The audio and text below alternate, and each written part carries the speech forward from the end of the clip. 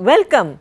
In today's lecture, I will introduce you to certain influential theories and concepts in literature and culture studies, and that is what our course is all about.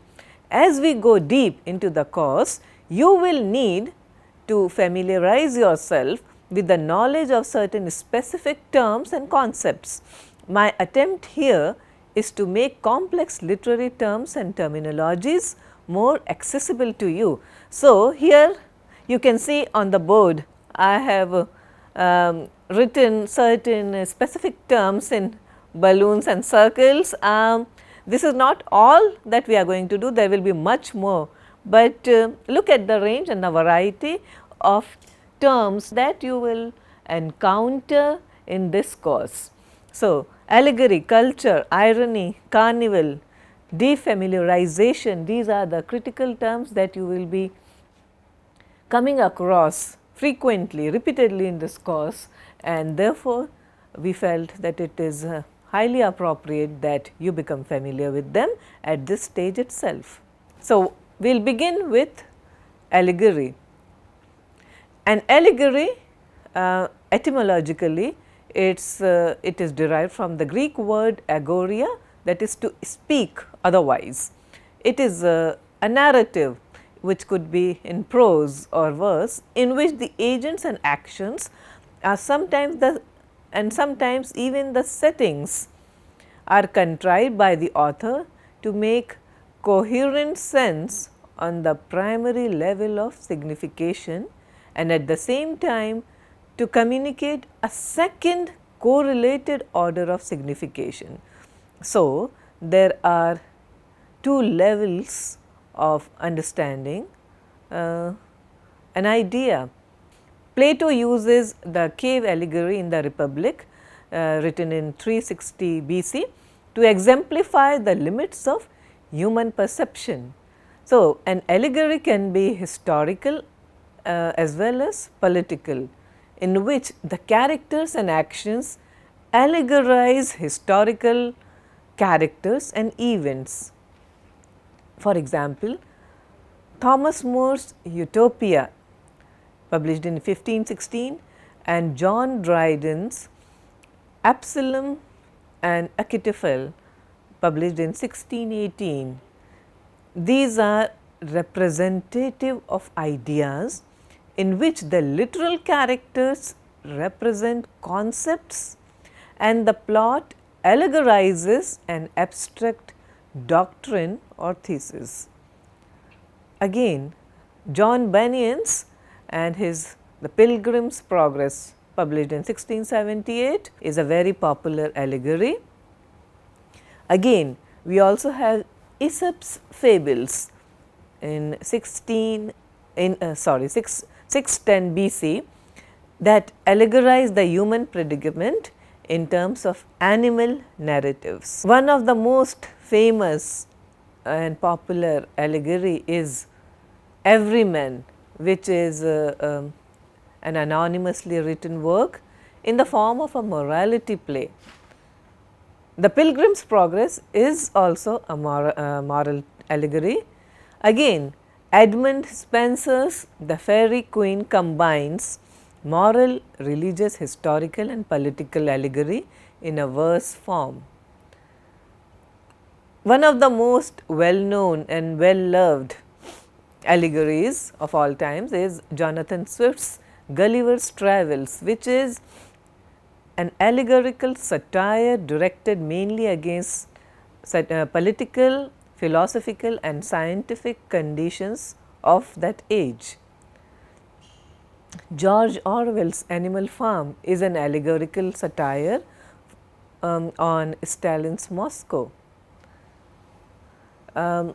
Most of us are here familiar with George Orwell's Animal Farm, and this was Orwell's attack on the then socialist Russia. So, let us take a look at how his characters allegorize what was happening in Soviet Union. Here is a passage from George Orwell's Animal Farm. published in 1945. I have little more to say, I merely repeat, remember always your duty of enmity towards man and all his ways. Whatever goes upon two legs is an enemy. Whatever goes upon four legs or has wings is a friend. And remember also that in fighting against man, we must not come to resemble him. Even when you have conquered him, do not adopt his vices. No animal must ever live in a house or sleep in a bed or wear clothes or drink alcohol or smoke tobacco or touch money or engage in trade. All the habits of man are evil, and above all, no animal must ever tyrannize over his own kind. Weak or strong, clever or simple, we are all brothers. No animal must ever kill any other animal. All animals are equal. So, that is socialist Russia for your socialism in Russia for you. Bricolage is a very popular literary concept which we often come across when we do postmodernism. So, what is bricolage? Now, bricolage as a term was popularized by the anthropologist Claude Lévi-Strauss, who lived from 1908 to 2009, and his seminal work on myth is La Pensée Sauvage, that is the primitive mind, published in 1962. For Lévi-Strauss, myth is a supreme example of bricolage, since it is constructed out of whatever limited material one has at hand. In other words, a bricolayer should know how to tinker with the existing material and come up with something of his or her own. Bricolage has gained popularity in the production of music videos, science fiction, and also it is an integral part of popular culture and subculture. For example, with every successive generation, artists use the best material possible for their products. Consider H. G. Wells' The War of the Worlds, which was published in 1895, which is sort of anticipates the idea of attack by the Martians on Britain, since Britain was the global superpower at that time. But now we have all kinds of versions of War of the Worlds in popular culture and specifically in films, and every time the setting changes, but the idea remains the same. Carnival is a term associated with the works of Mikhail Bakhtin, who uses it to suggest a defiance of any official closure or the authority of a single fixed sense of any kind. The term is also used to expose the violence, falsehood and invention of official institutions and practices. The idea is that during carnival time, official life comes to a temporary halt and an inversion of high and low takes place. This provides for a subversion of sensibility and encourages question, contests, and it leads to a denial of closure, which in turn leads to a defiance of authority, a faith of indeterminacy, and a reversal of hierarchies. Now, if you look at the street scene in Bertolt Brecht's Galileo, you will come across several instances of carnival, which is a carnival in the truest sense of the word, where high and low come together and discuss that after all it is the earth that revolves around the sun and not vice versa. So, scientific teachings are discussed on the streets. The fishermen, the noble people, they all discuss this concept, this idea, this breakthrough in science, and what we see is a subversion of sensibility and a a kind of defiance of authority. So, that is what Carnival is all about. Another example of Carnival is Dostoevsky's short story Bobok. Death of the author associated with the French structuralist Roland Barthes. So, for the postulators of death of the author, language and conventions of texts inclusive of pictures and music, they become something to play with. So, Roland Barthes and particularly, and also Michel Foucault, they posit that authorial or author's intentions should no more be trusted than realism. Attention to meaning intended by an author while reading a text is an example of the logocentric privileging of a particular set of meanings. Barthes applied the tools of linguistic and psychoanalysis to social phenomena and uncovered a complex sign language working to establish the myths by which the media saturated affluent world lived.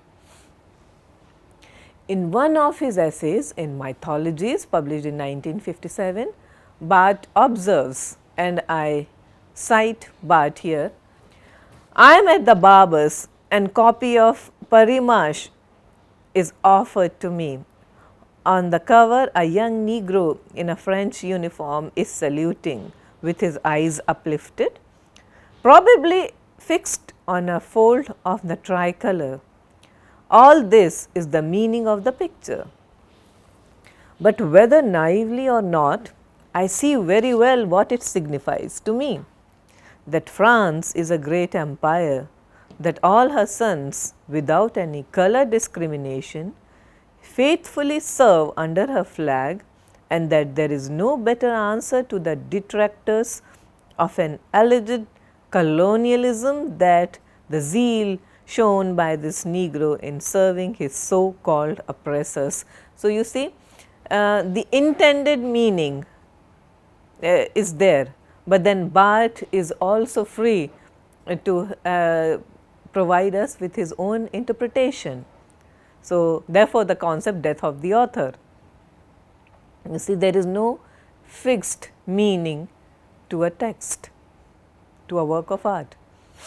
Let us go on to discuss now defamiliarization. This is something that you will be coming across very frequently in this course.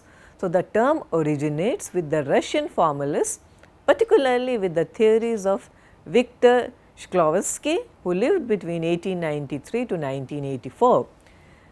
The critic believed that the function of art is to challenge habitualization and encourage things to the individual perception.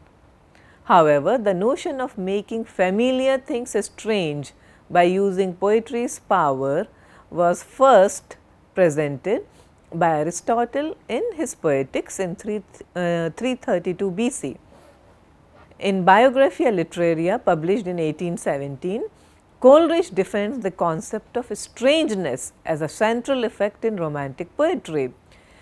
Coleridge demonstrates this in his poem The Rime of the Ancient Mariner, published in 1834. He holds him with his glittering eye, the wedding guest stood still, and listens like a 3 years child. The mariner hath his will.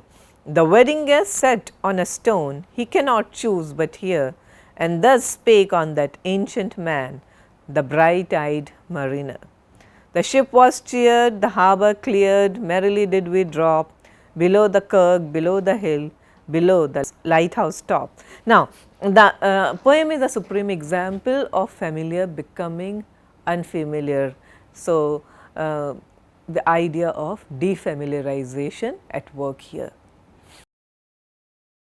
The term intertextuality has itself been borrowed and transformed many times since it was coined by post-structuralist scholar Julia Kristeva in 1969, where she synthesized Ferdinand de Saussure's structuralist semiotics with Mikhail Bakhtin's dialogism. Irony. In Greek language, it means dissimulation. It is a device which critics and writers find useful to inject subversion, satire or skepticism. So, these are the key terms here, the key phrases, the key words here. Irony privileges subversion, satire or skepticism. Plato's Republic makes a reference to the term to suggest a sly, underhanded way of getting one's way around. In the Platonic dialogues, Socrates plays the role of a dodger. Also, you must be familiar with Shakespeare's use of verbal and dramatic irony in plays such as Romeo and Juliet and Othello, and Mercutio in Romeo and Juliet famously says, "Tomorrow I will be a grave man." Again, in Sophocles' Oedipus, Oedipus promises the citizens to punish the murderer of the previous king, not knowing the fact that it is he who is the murderer. Irony has gained a high stature as a literary device over the last few centuries. Jonathan Swift's A Modest Proposal, published in 1729, is regarded as one of the most brilliantly written ironic texts. In 1894, Thomas Hardy published the collection of short stories, Life's Little Ironies. We can also find oblique quality or tone of irony in the works of Dryden, Pope, Swift, Voltaire, Flaubert, Tolstoy, Jane Austen, Samuel Butler, Thomas Mann, Kafka, Evelyn Waugh, James Joyce and Henry James for their dry observation of human beings and human condition. Irony thus draws attention to one's foibles, weaknesses, shortcomings and aims to purify, reform and refine. Pastiche. So, the term pastiche is generally associated with the postmodernist scholar Frederick Jameson, and he distinguishes between parody and pastiche. Both rely, according to Jameson, on imitation of earlier texts or objects. In parody, there is an impulse to ridicule by exaggerating the distance of the original text from normal discourse. The postmodern, however, no longer considers the notion of normal language. Pastiche is blank parody in which there is no single model followed, no single impulse such as ridicule and no sense of a distance from any form. Postmodern architecture, for example, borrows elements from various earlier periods of architecture and puts them in juxtaposition where there is no single stable reference. For postmodernists, hybridization, a radical intertextuality, mixing genres and conventions, all these dissolve boundaries between high and low art, between the serious and the ludicrous. Genre thus become explicitly unstable, especially in texts such as Vladimir Nabokov's Pale Fire, which mixes up a poem with a literary critical analysis and political thriller. John Fowles' The French Lieutenant's Woman, published in 1969, which uses history textbook to tell a love story and exploits the genres of poetry and psychoanalytic case study.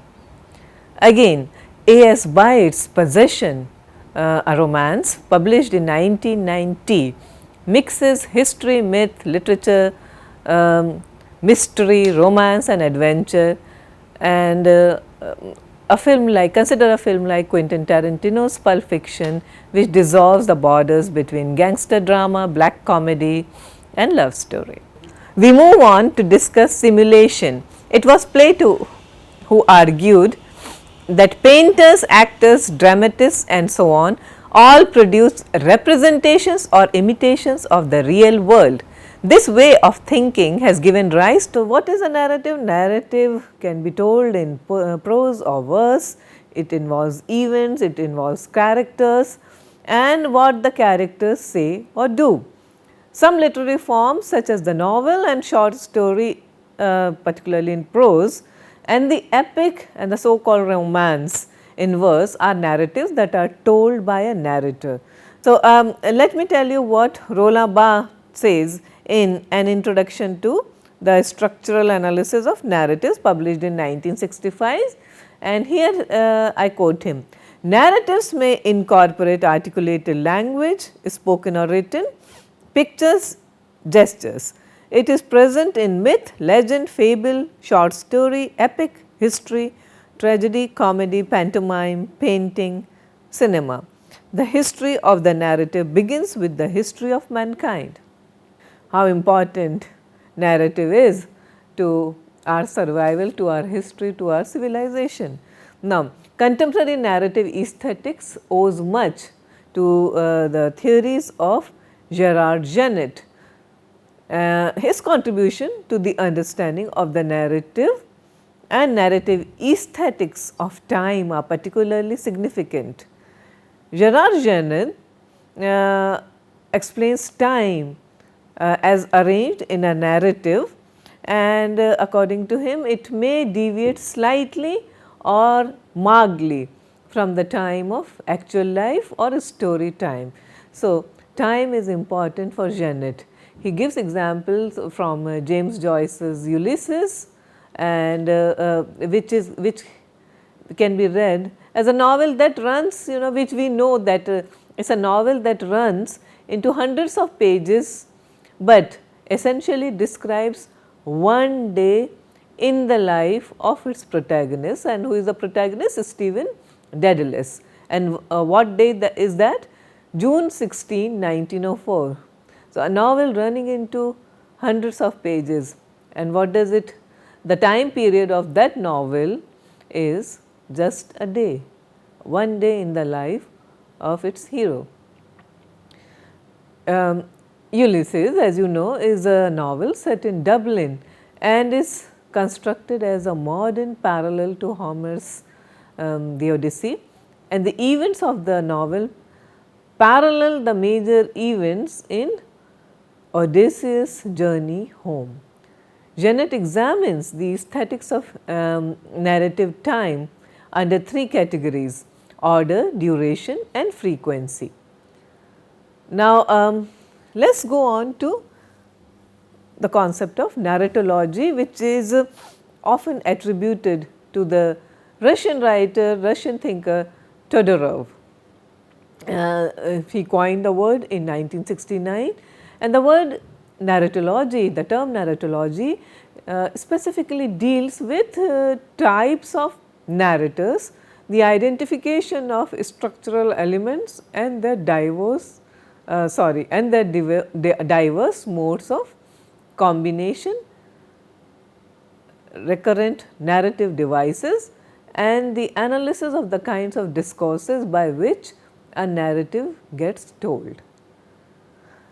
Here is a timeline for you to consider and the development of a narrative.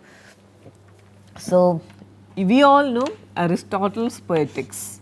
Aristotle was the first writer to talk about a story having a beginning, a middle, and an end. And in his book Poetics, that appeared in 335 BC. Now, in 1742, Henry Fielding, in his preface to Joseph Andrews, defines fictional narrative as the comic epic in prose.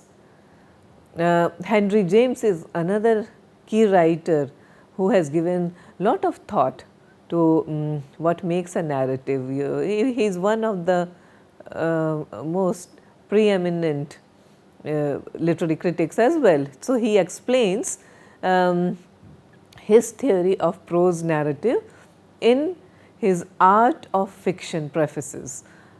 For James, it is always how a story is told that was important, the way a story is narrated which is important.